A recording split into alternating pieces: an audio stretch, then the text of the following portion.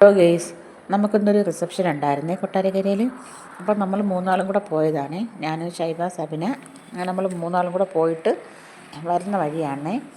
അപ്പോൾ വന്ന വഴിക്ക് നമ്മൾ നോക്കിയപ്പോൾ ഒരു ബോർഡ് വെച്ചേക്കുന്നുണ്ട് ഏതും തൊട്ടോന്ന്. അപ്പോൾ ഞാൻ പറഞ്ഞു, എന്നാൽ നമുക്കൊന്ന് ഇറങ്ങി നോക്കാം. അപ്പം മുളയുണ്ടാകുന്ന നോക്കാനാണ് നമ്മൾ ഇറങ്ങിയത്. നോക്കിയപ്പം മുളയുണ്ട്. മുളയല്ല, എന്ത് സാധനം വേണമെങ്കിലും അവിടെ ഉണ്ട്. അവക്കാഡോ, റംബൂട്ടാൻ, അങ്ങനെ വേണ്ട ഏത് സാധനം വേണമെങ്കിലും അവിടെ ഉണ്ടായിരുന്നു.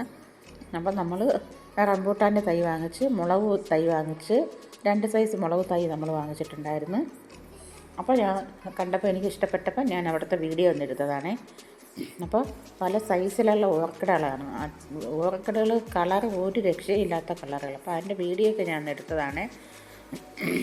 അപ്പോൾ അവരുടെ അടുത്ത് ഞാൻ പറഞ്ഞു, വീഡിയോ എടുക്കട്ടാന്ന് ചോദിച്ചിട്ട് ഞാൻ എടുക്കാൻ പറഞ്ഞു. അപ്പോൾ എന്ത് രസമുള്ള കളർന്ന് നോക്കിക്കേ. എല്ലാ സൈസ് ചെടികളുണ്ട്. അതുപോലെ തെങ്ങിൻ തൈകൾ എല്ലാം നല്ല വിലക്കുറവുണ്ട്. റോസ എല്ലാം നല്ല വിലക്കുറവുണ്ട്. റംബൂട്ടായി ഒരെണ്ണം വാങ്ങിച്ച് 450 രൂപ. പിന്നെ 300-ൻ്റെതുണ്ട്. 2 വർഷത്തിൽ കായ്ക്കുന്നതാണ് 450-ൻ്റെത്. അപ്പോൾ അതുപോലെ തന്നെ തെങ്ങിൻ തൈകൾ, മാവിൻ തൈകൾ, അങ്ങനെ വേണ്ട എല്ലാ സാധനങ്ങളും ഉണ്ട്. പിന്നെ എല്ലാത്തിൻ്റെയും വിലയും അവിടെ എഴുതി വെച്ചിട്ടുണ്ട്. പിന്നെ അതൊന്നും ഞാൻ വിലയൊന്നും ഞാൻ വീഡിയോയിൽ കാണിക്കുന്നില്ല. അപ്പോൾ കളർ, ആ ഓർക്കിഡിൻ്റെ കളർ കണ്ടിട്ട് എനിക്ക് കണ്ണ് മഞ്ഞളിക്കുന്നതിനൊക്കെയുള്ള കളറ്, അത്ര നല്ല രസമുള്ള പൂക്കളാണ്. അതുപോലെ റോസയൊക്കെ പല വിലയ്ക്കും ഉണ്ട്.